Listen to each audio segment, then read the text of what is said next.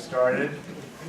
I teach journalism at the Dill and chair the steering committee of the 2015-2016 One Book, One Northwestern program.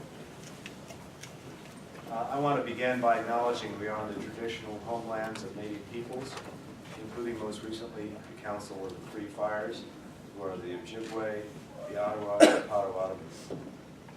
Joe Big Medicine, the senior representative of the Cheyenne and Arapaho, will start by offering a prayer. Would everyone please stand? Okay, thank you. Dear Heavenly Father, Creator of God in heaven, bless everybody that's here today. Give them experience and knowledge that history is still with us, and that we can keep on carrying this on.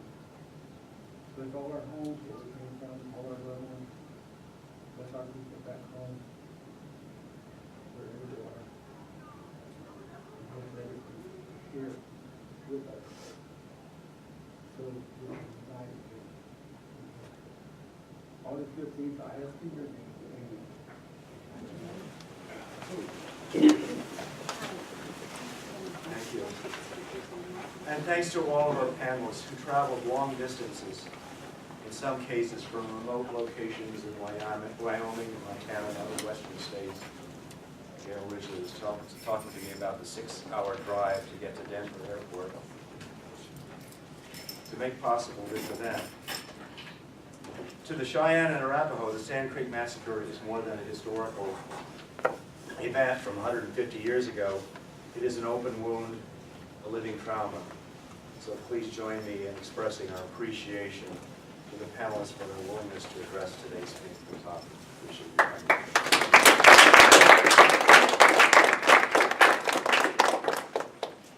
your Your program provides a brief history of Northwestern's John Evans Study Committee and the committee's conclusion about Evans and the Sand Creek Massacre.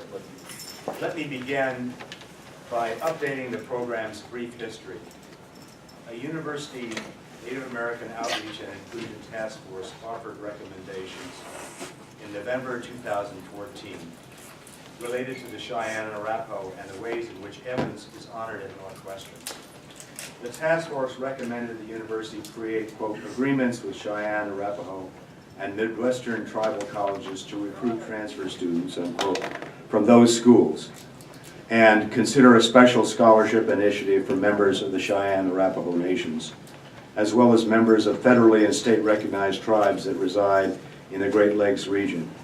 While Northwestern has not yet acted on those recommendations, it recently hired Jasmine Gorno, Oneida, and Menominee as Assistant Director of Multicultural Student Affairs and undergraduate admissions, which I expect will lead to more Native students at Northwestern. I certainly hope so. On May 14th, the university will hold its second annual Native American Indigenous Community Dinner, which will celebrate the Native class of 2016. In addition, Northwestern is hiring Native faculty. At Medill, for example, Patty Lowe, a member of the Bad River Band of Lake Superior, Ojibwe, a visiting professor next fall, will teach Native American environment issues and the media. I hope Professor Lowe will continue at Medill after the fall quarter. Our moderator, Dean Adrian Randolph of the Weinberg College of Arts and Sciences, might want to speak later about faculty hiring at Weinberg. Second, the task force recommended the university rename the honorary John Evans chairs established in 2007 and 2011, the John Evans Alumni Center and the Evans Room in the Norris University Center. The Norris' Social Justice Committee suggested the Evans Room be renamed in honor of the Potawatomi, who once populated the Illinois shores of Lake Michigan and established a village near what is now Evanston Hospital. While the university rejected that renaming and has not renamed the Alumni Center, I remain cautiously optimistic. Provost Dan Linzer recently announced that the university is in the process of rotating faculty out of honorary non-endowed John Evans professorships. To replace these chairs, the university has created several new professorships recognizing outstanding underrepresented minority alumni. And last year, the university changed the name of the category of contributors to Northwestern, who make an annual cumulative gift of $5,000 to $999,000 from the John Evans Circle to Sustainer. Third, the task force recommended erecting historical markers and revising existing ones to, quote, educate the campus community of the indigenous history that existed on this land. While those markers do not yet exist, I expect a 2016-17 Native American and Indigenous Peoples Steering Group, recently funded by the Office of the President, will make the creation of Indigenous history markers a priority in the fall. And now let me introduce Adrian Randolph, who became Dean of the Weinberg College of Arts and Sciences on July 1st, 2015. He previously was the Leon E. Williams Professor of Art History at Dartmouth, a college known for its Native American program and its recruitment of American Indian students. As director of Dartmouth's Leslie Center for the Humanities, Professor Randolph developed lecture series, conferences, and programming on a broad range of topics, including Native American art. Please join me in welcoming today's moderator, Dean Adrian Randolph.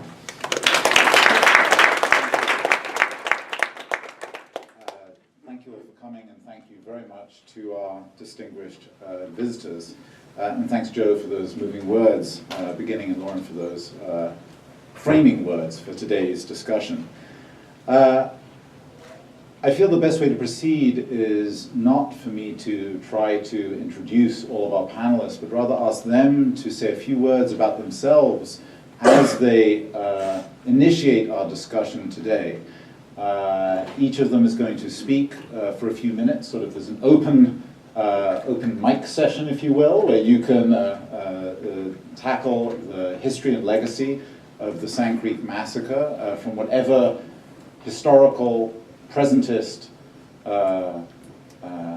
point of view you wish to take. And then we'll proceed to some questions where I'll try to moderate and draw you into discussion with each other. And then after that, we'll throw the floor open for questions and discussion. I think it would be a shame today if we could not feel as if we're brought together in the fellowship that Joe mentioned in a discussion around these important issues. So without further ado, I think I'm just going to ask you to, in order, going down the panel, if you don't mind, it's a random assortment here, if you could sort of take a few minutes to open up the discussion. Gail, do you mind if we start with you? Gail, do you mind saying a few words, just introducing yourself, where you come from, and say a few words about the massacre as it refers to you? Let me see if this works. I think it does. Now, first of all, my name is Gail originally, and my Indian name is Two Eagles. In Arapaho, it's Ni Seth, Ni He Ho. Means two eagles in Arapaho. And when you greet somebody, it's Haba. Like Adrian, Haba. And Adrian, you say Haba. Haba. Then with a lady, you say Dos. And you say Dos back. You know. So those are some greetings, you know. And I've been working with the Sand Creek Project since 1992. My father and other Cheyenne Rapos that met in Lamar, Colorado.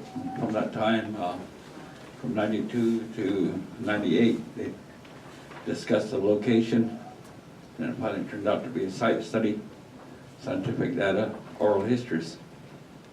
And what I would like to say real deeply is that Sand Creek Massacre changed my life. I was a school teacher and a school administrator for almost 30 years until I finally found out about my history. And I think maybe somewhere down the road here I'll say more, but I'll turn it over to Otto here.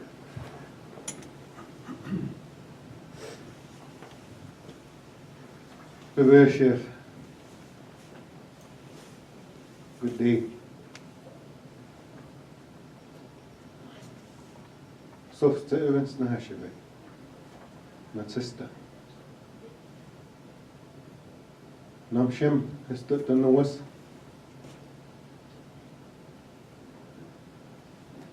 If it's a one no I hit. So I is it toast. It give it hit. Na papa in. The duchest. One no I hit. Muktawa de Weston. Never one on us.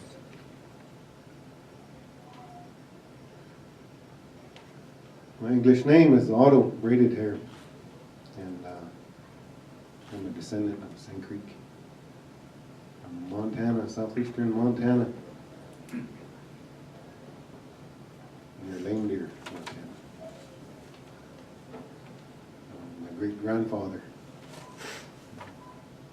was at Sand Creek. Him and his wife, Sarah.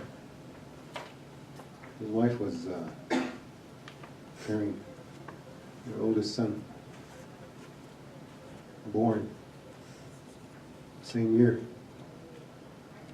Sand Creek Massacre. So I'm a descendant of the Sand Creek Massacre.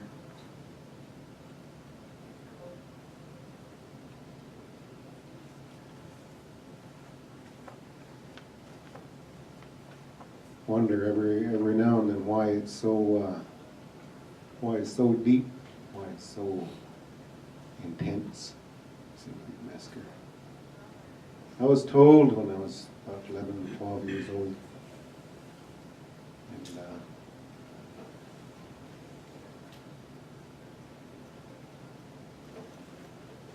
it's like getting punched in the stomach. I think I blacked out. I was told by my grandfather. Story of Sand Creek. But I left with, why? Why?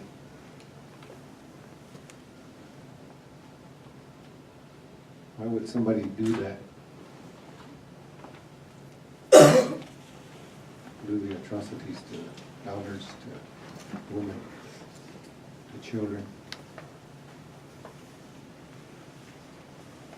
My grandfather is just so happened to be very close to him, and I couldn't imagine that happening to him.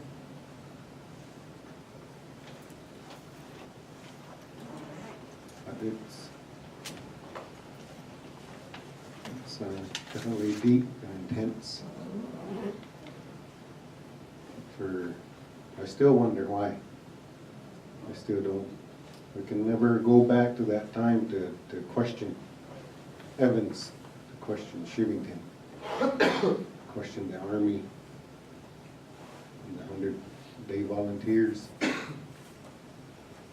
Why did it happen? As I started my work in 1998, I started working on Sand Creek Massacre site full-time. And learned more and more and more. The treaties, the gold, the land, the railroad, the homesteaders, the military, the governor. All those played a role. Christianity, westward expansion, savages, uncivilized, not human.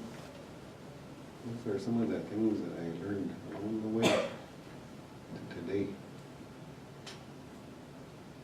And right now, looking at the Vatican, the doctrine of discovery. Sent all the Christians and militaries out to conquer and treat the indigenous peoples the way they did.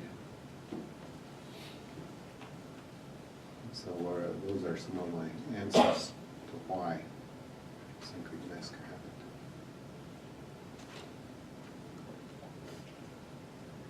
And so I got requested to come here, and first I said no. No, why should I go to some place where individual Evans is this whole place is about Evans, the town is Evanston. Why should I go to an enemy's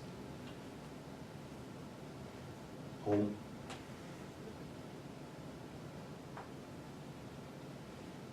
My initial reaction was no.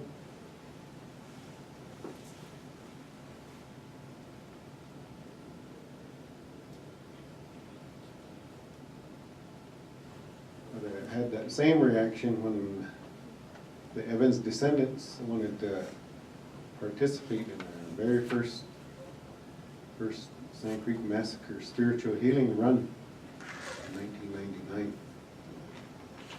And the Evans descendants called up and wanted to participate. I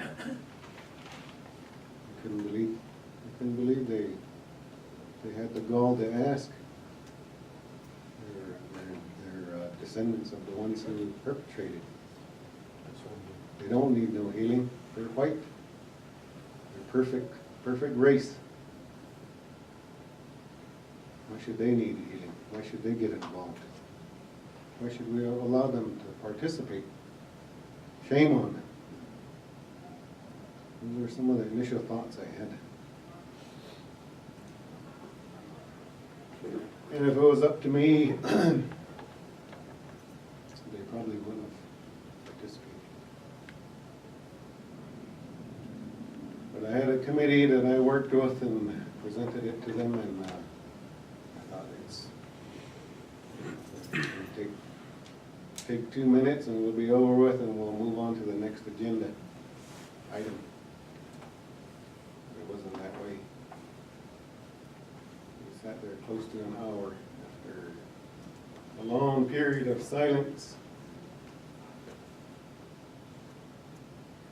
And some discussion started, and after about an hour or so, I decided to allow the Evans descendants to participate.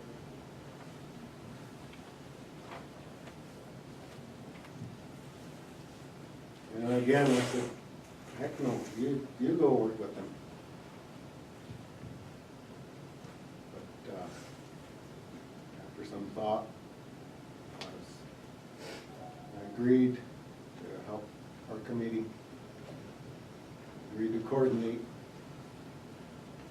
and took their lead. A number of issues that came up. It was up to me, we might be in a different place. I worked with my committee, which were elders, which were ceremonial men, all dedicated and committed and wanted healing for Sand Creek Massacre.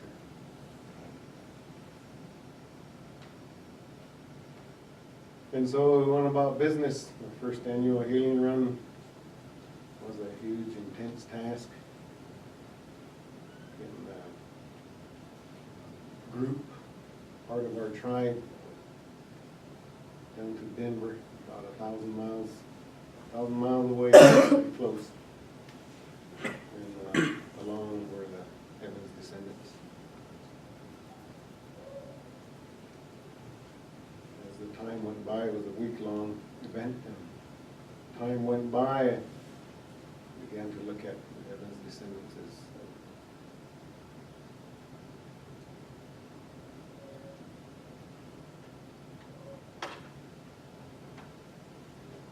humans.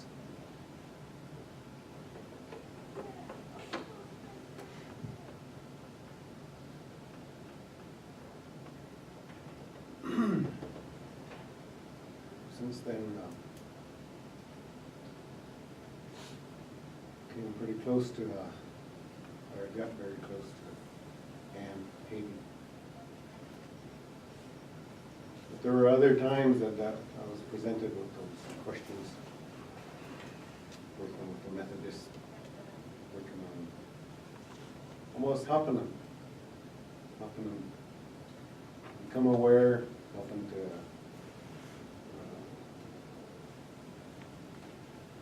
to understand, educate them. And so a lot of the work not only has been for my healing, my family healing, my tribe's healing, the healing of the land in Denver, Colorado, but also helping Methodists and descendants of the military, of the Evans family, helping them to heal.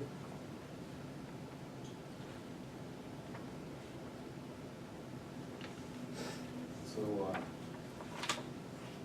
appreciate you all coming. Appreciate your interest. As Joe said, hopefully you get a blessing and understanding. We'll all leave from here and do the work that needs to be done. Say that much for now. Thank you.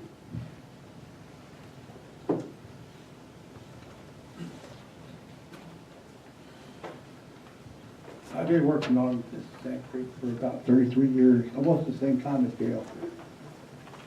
I worked with his father, and then not too long after that, Gail got appointed. There's a lot of projects that we're doing right now with Sand Creek. Building a center to help educate the American people, help educate our people and the people overseas about the history of the Sand Creek Massacre. We've got a lot of meetings going on the rest of the summer. A lot of museums to go see that. It's got Sand Creek artifacts and human remains up here. New Haven, Cincinnati. I'm going to the museum over there. I don't know when, but as soon as they say, come on up, I'm going up. And we're making claims out there at Sand Creek at the site. We have a cemetery, 60 meters in square. We have eight human remains that are buried out there that people had called us and said, my great-great-grandfather was a soldier at Sand Creek, took a war trophy. We have the scalp lock. We want to return it to you. So we all got together, all the tribes got together and flew to San Diego. We went out there to that private home of that great-great-great-great-nephew and retrieved the scalp lock, put it in the box, brought it back. Took it all the way back to Benzo Fort Repository, set a date, and buried it. We buried it. It's called repatriation. Repatriation is government law. Repatriation, I'm an ACPA representative. Been to a lot of training, been to a lot of schools. Learned a lot, but I haven't learned everything.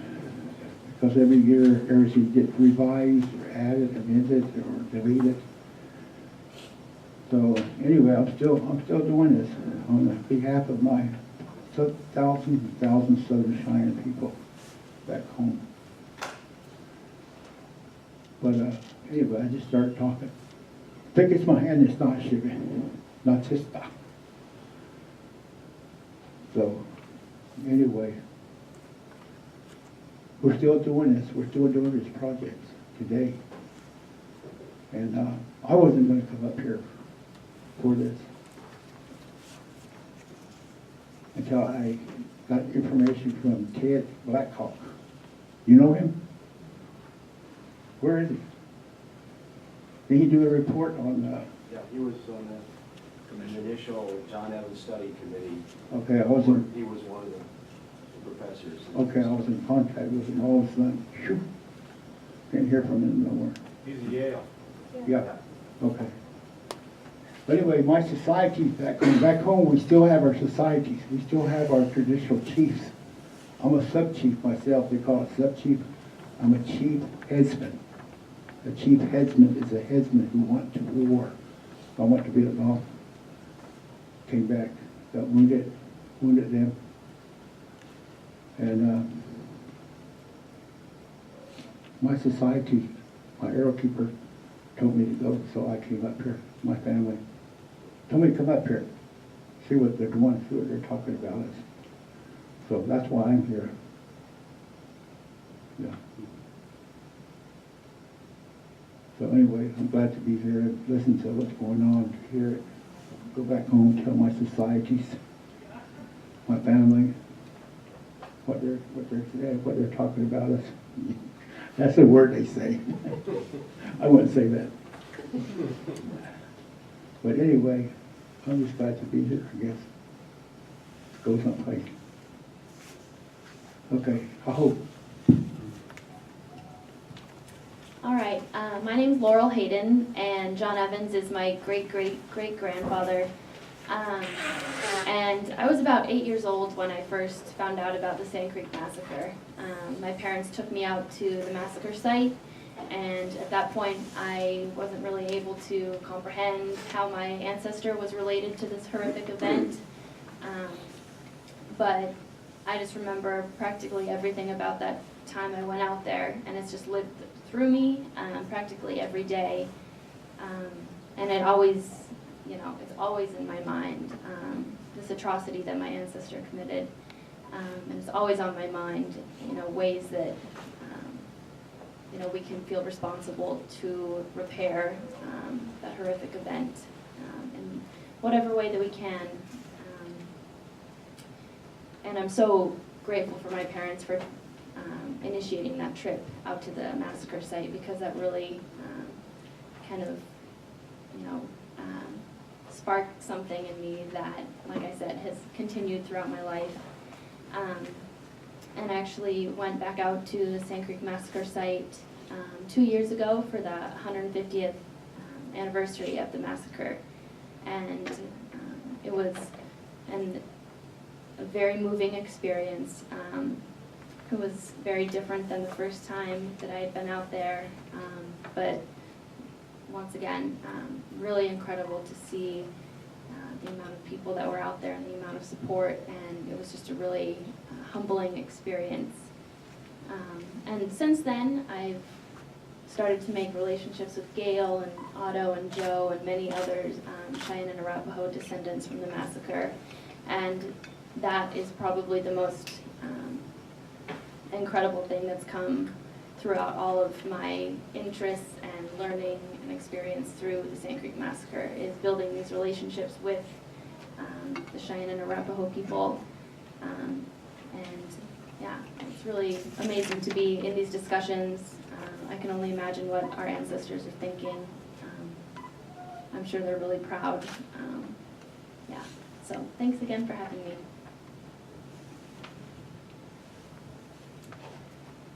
My name is Ann Hayden, and I am John Evans's great-great-granddaughter. So I'm one generation earlier than Laurel.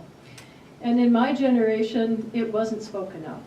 There was only great admiration for John Evans in our family.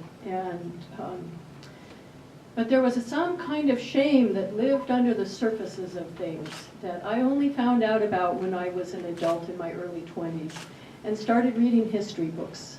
I was led to read the history books of the Cheyenne people through a very synchronistic event.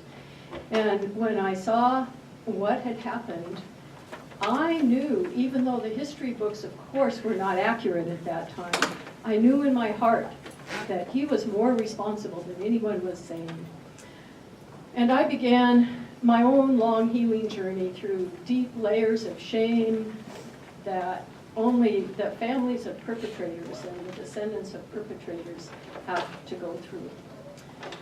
And part of that healing journey for me was going out to the site and making peace with this is where it happened, and reading as much as I could about the details of what had happened, and looking it in square in the face with as much honesty and integrity as I could to say, this happened, and my great-great-grandfather was responsible. Now, in the meantime, there are, as you probably all know, there's stories on all sides that he was and he wasn't responsible, et cetera, et cetera. But in my heart, I knew that there were actions he could have taken that he didn't take that could have resulted very differently from that. And so in the years since then, I've had the great privilege, thanks to Otto's generosity, of allowing me and my cousin Becky to come on the first healing run, and to see the young people, the youth of the Cheyenne and the Arapaho people beginning to do their healing work, and to support them in whatever they asked us to do, we would do. And mostly it was making sandwiches on the tailgates, and that was such an honor to be able to do that. And I know that the Northwestern report on John Evans claims that he had a deep moral failure in his relationships with the Native people. And I think that's very kind. I think it's much, much deeper than that. And if any of you have read the Denver University report, I think it's more accurate. That basically there were other governors at the time who were also superintendent of Indian Affairs, who acted very differently and developed relationships with the tribes where they could work something out. It was not all the time great for the tribes, but at least there weren't massacres like at Sand Creek. And so it's wonderful to be here and to see this different kind of legacy that John Evans has left, and to feel the goodness that has come out of that also. And as anything, people are complex, and there can be wonderful things that happen and then incredible tragedies. And for me, it's the most important thing is that we look it square in the eye and feel it and deal with it and talk with each other and develop relationships. I think the worst thing that my great-great-grandfather could never do was to see these people and their culture as humans, and to recognize them as having rights and being beings that lived on the land, and that the land shouldn't have been taken away from them. And at this point, that's one of my main goals in my life, in whatever I do, is to see the people that I'm with and to recognize them and honor them as beings, and to work towards diversity, and to work on my own white privilege to the point where I don't perpetrate it on others. So that's part of how I have chosen to live my life. And wanted to say one other thing about traveling. I traveled with the Cheyenne and Arapaho again not 2 years ago, during their 150th healing run. And I had the privilege to speak with a lot of the youth who were doing the run and had been doing the run for many, many years. And they all spoke about how much it had changed their lives to be able to do something very proactively on behalf of recognizing and acknowledging what had happened in the past, but also doing the repair work and seeing the incredible strength and beauty of their lives as they are now. So very, very glad to be here, although it's quite difficult because it always brings up the things that are most difficult to be looked at. And yet it's good to help you all see what can be done. So thank you all for coming as well. So thank you all for beginning the sharing. I wanted to pose a question to the panelists just to kick off sort of some discussions to continue on from what was said. There were clearly a lot of commonalities in what you were all talking about. I think what Anne was saying about seeing clearly, the notion of history as a way of seeing more clearly where we are today. Of course there is this massacre, this trauma, this pain, this tragedy, and yet when we hear Otto talking about recognizing the humanity in others, we're trying to find ways to deal with this traumatic and terrible event but then find some way forward in our own lives with it. And I wonder if we could, reflect on events like this or other events, which we use to both look back and face directly the historical record, and I suppose confront pain in different degrees and different types that evolve from that. But then how do we affect the healing that is, I think almost everyone mentioned one form of healing or another, because that's a paradox, right? To put oneself into a painful position in order to find something positive that we can develop. And you all seem to have worked on that and spent considerable time in your various lives to precisely this paradox. And I'm wondering if I could just ask you to reflect on how do you find healing in pain?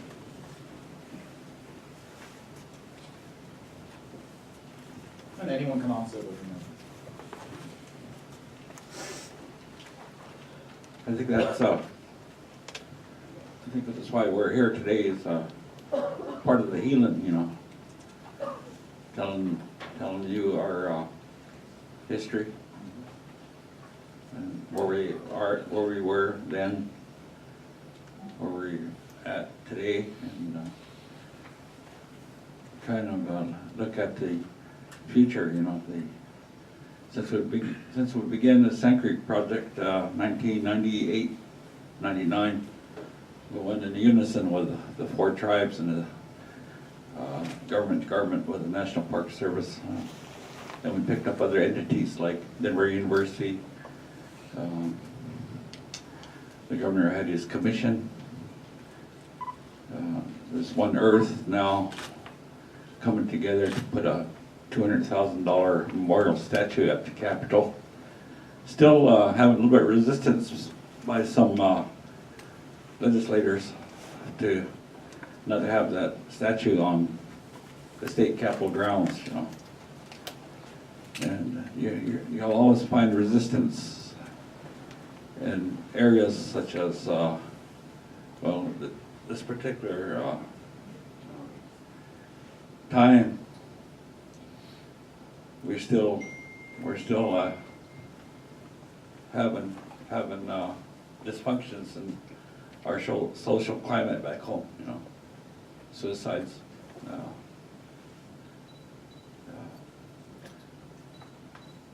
One of the communities in South Dakota is the poorest county in the nation. Been like that for the last, I don't know how many years.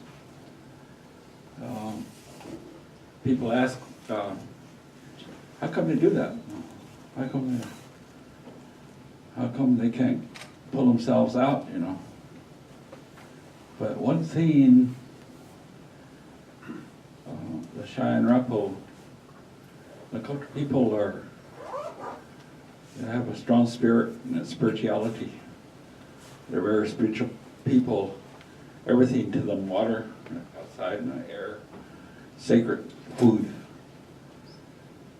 And this is part of our circle of life, to nurture our people, and especially the little ones.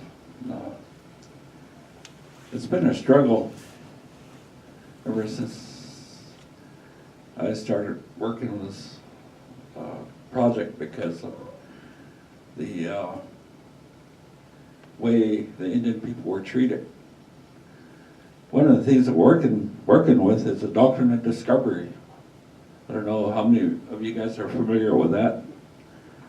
It's a doctrine of Christianity. It's a philosophical and legal framework dating back to the 15th century that gave Christian governments moral, legal rights to invade and seize indigenous lands and dominate indigenous people. The painful truth is that the 500 plus years of international policy that unfairly disadvantaged indigenous people now advantages us, North American Christians, and those that are out of European descent. What that doctrine of discovery states is enslavement, extraction, existence. extinction to extinct people. And I feel we're at that point in time where there was genocide. Because some people follow this, it's still in the Supreme Court, doctrine of discovery.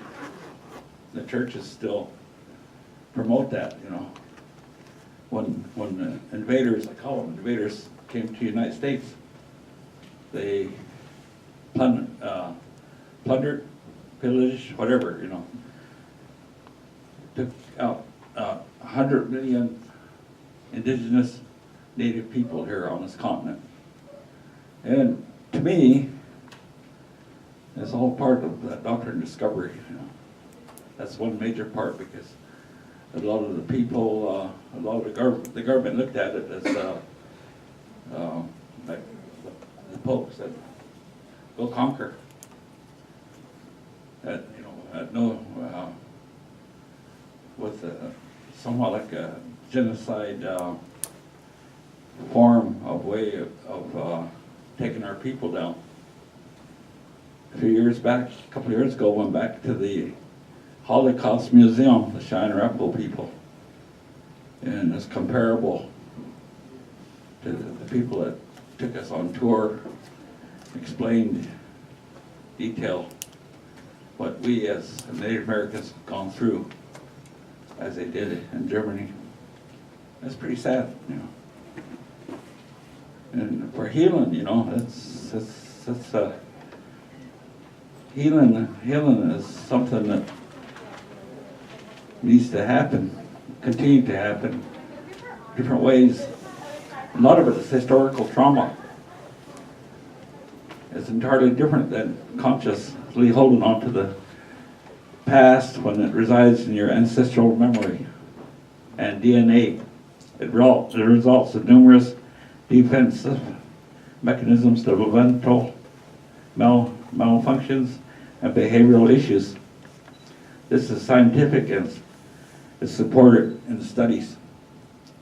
So we're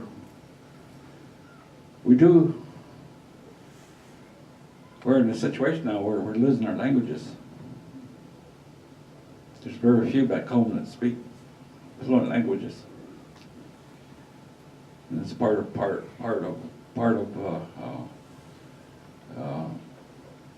assimilating into the society.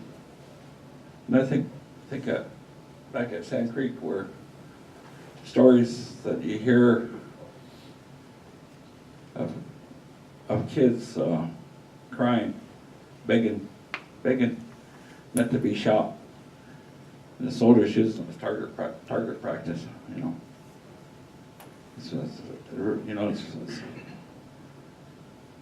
It's sad, but I kind of, you know, we forgive, but we don't forget. And I sure thank the Evans family here. They've become very part of our lives back home. I have a lot of deep respect, fondness of how they treat the tribes, vice versa. And one of the things that I just take a second here. Lauren's father passed away a few months back, and he was on a panel with us when we were doing a panel at DU University.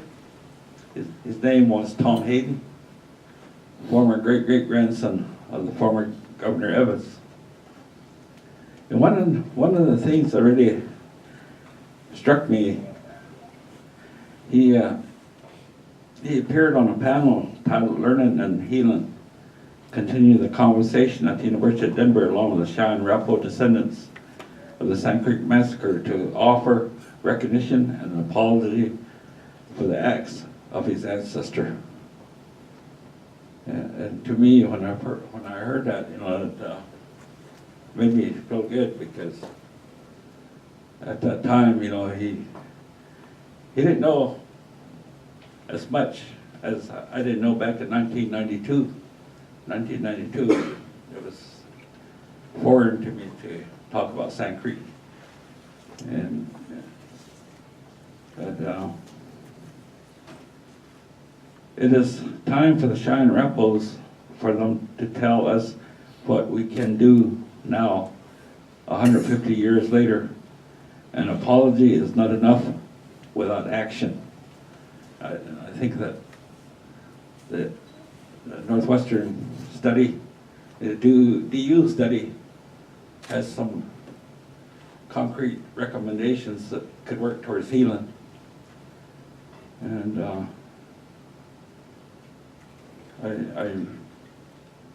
I look at it that these scholars put a lot of research in what they put out on paper.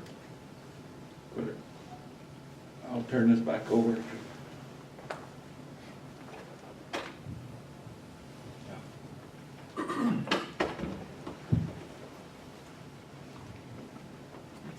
Thanks, Gail.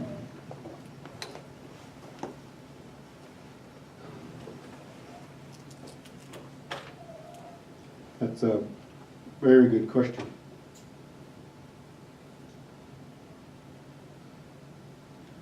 I would ask you to think about what churches you come from. Are you Methodist? Are you Lutheran? Which church do you come from? What do you believe? Is there anything in your churches or beliefs that addresses healing? I know for the Cheyenne, we believe we have a spirit. We believe there is a creator. We believe that there are other helpers with the creator. We believe that all life has a spirit. The animals, the water, the land, we believe that. And occasionally, many times for the Cheyenne, our spirit gets weakened.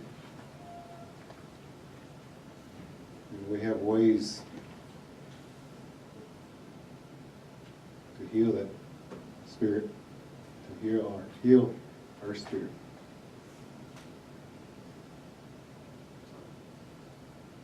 It is when some of our people, some Cheyenne, have lost that connection, lost that understanding, lost that knowledge that we have a spirit, and occasionally needs to be strengthened, purified, blessed, however you want to say, describe healing. And occasionally gets lost.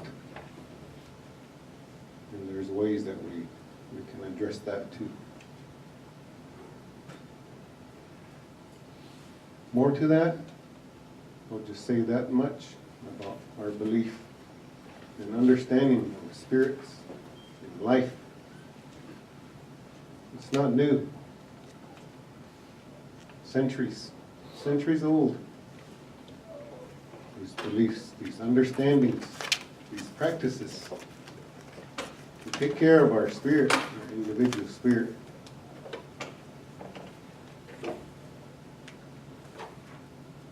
If the Cheyenne were uncivilized back in the 1860s, I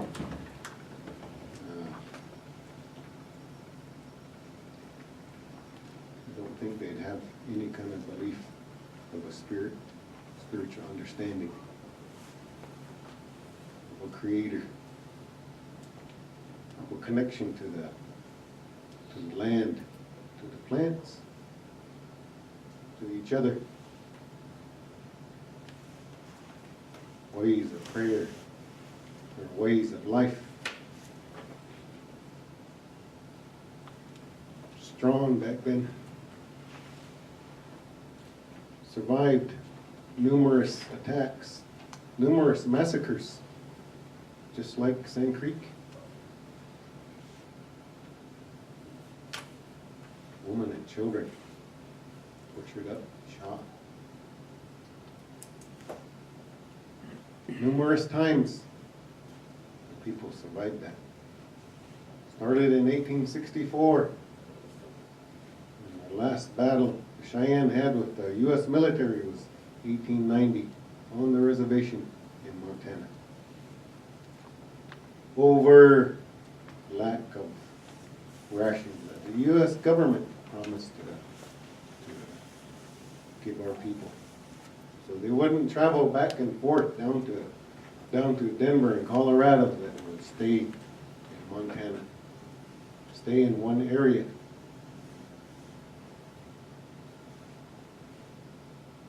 The U.S. government agreed housing, education, medical, food. Our people survived that. And it's my understanding that the Methodist philosophy, beliefs, is the same. The same. Methodists are supposed to respect life, people, animals, plants. We're supposed to respect that. Somewhere along the way, the Cheyenne didn't.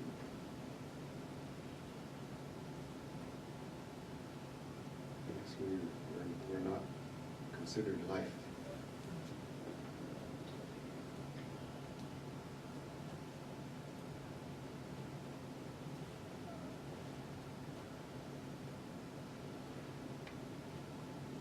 That was another realization in my journey.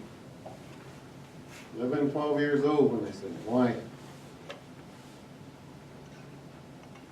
And so if you have churches, now you need to go look. You go to church, if you have beliefs different, you need to look. It's probably there. Ways to heal. But you know, as human beings, we've almost got to, like Ann said, look at it square or round, however you want to say it. Look straight in the eye and think about healing. Think about what we need. Talk about it. But we have, our Cheyenne, we have some specific ways for healing.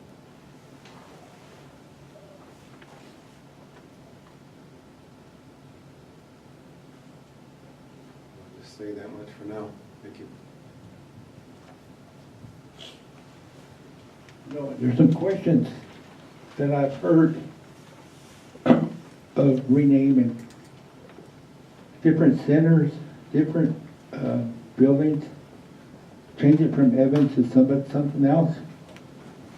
But if you want to change it to something else, change it to one of us, Joe, Otto, or Gail.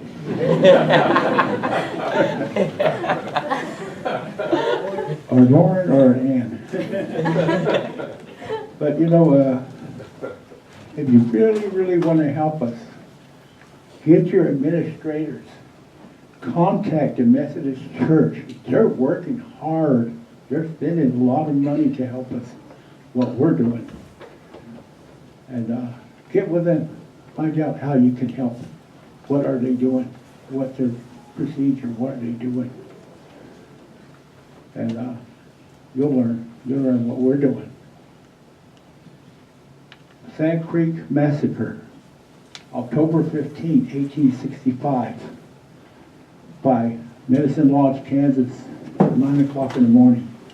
Cheyenne Arapaho people signed a treaty, the Treaty of the Cheyenne Arapaho Little Arkansas Treaty. The Little Arkansas Treaty, Article 6 of the treaty. The United States government promised to pay in U.S. securities, animals, goods, provision, and such as other useful articles. It's never been fulfilled today. That's an ideal that the Methodist Church had on a resolution to a U.S. bill, or maybe some lawyers could do it. A group of people in Oklahoma tried it, and they got kicked out with prejudice. So it didn't work for them. Homer Flute group, the Apache from Oklahoma. So get with them. Find out what they're doing. Call Bishop Elaine today, and she'll tell you. She'll tell you what they're doing. They donated a lot of money for our center in Eads, Colorado, a 2-story building across from the theater, corner to the bank in Eads, Colorado. That way you'll learn on what we're doing. But renaming stuff up here, you can't really rename anything from us anymore. It's Evans. It's going to be Evans. I walked down the street a while ago. About every store I seen was Evans Cleaner, Evans, all the way down. So that's going to be impossible. I'm on a task force right now of renaming national historical sites. I'm going up there to Wyoming to rename Bear Lodge. So I don't know what that's about. I don't know if it's offensive to the Sioux tribe or what, but I'll find out next week. Yeah, I'll find out next week when me and my cousin Karen look how we go up there. We'll find out what's going on. They're going to rename it. It's called Devil's Tower in northern Wyoming. Bear Lodge, National Historical Site. So we're going to rename it. I don't know why. All them Sioux say it's theirs. Every tribe's got a story there. We have a tribe. The Northern Arapaho has a tribe. The Crow people has a tribe. Utes has a story about Devil's Tower. And they're all different, and they're all good.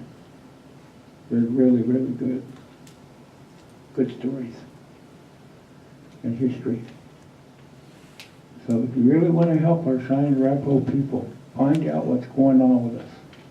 And that way you'll know, that way you, your administrators, can do something with your students. Educate them a little bit, and then help us. That's about it. Okay. Oh. So from my experience, the healing process can be really painful, but that doesn't necessarily mean it's a bad thing. I've also gone through personal feelings of shame and guilt, but now I've kind of concluded to just feeling responsible to working towards the rights of Indigenous people. And I'm going to speak briefly about the memorial that there's an organization in Colorado, it's called One Earth Future, and they are trying to erect this memorial at the steps of the Capitol in Denver. And it's, from what I've seen so far, it's a Indigenous woman with an empty cradle, and she's reaching out, I think symbolizing the loss of her child. And it's not an easy image to look at, but I think that's, tourists and Coloradans, anyone who passes by it is going to realize the pain that is endured from the Sand Creek Massacre, and through that they'll begin to heal and they'll begin to learn about it, which is part of the process. Thanks for bringing that up, Laurel. That connects with both. I'd like to speak to the initiatives to rename the John Evans Alumni Center. And the difficulty with doing things like that is you erase the history. And in Colorado, this memorial, I think the purpose behind it is that there's already a memorial there to the Civil War battles. And Sand Creek is listed as a Civil War battle. And so when a number of years ago, somebody said, we should take that off of there. And I don't know if they actually started to sand away at it or not, but the tribal representative said, oh, no, you don't. Don't erase the history. The history is part of the history is what the white people said it was a battle, and that's part of the battle that these people fight every day.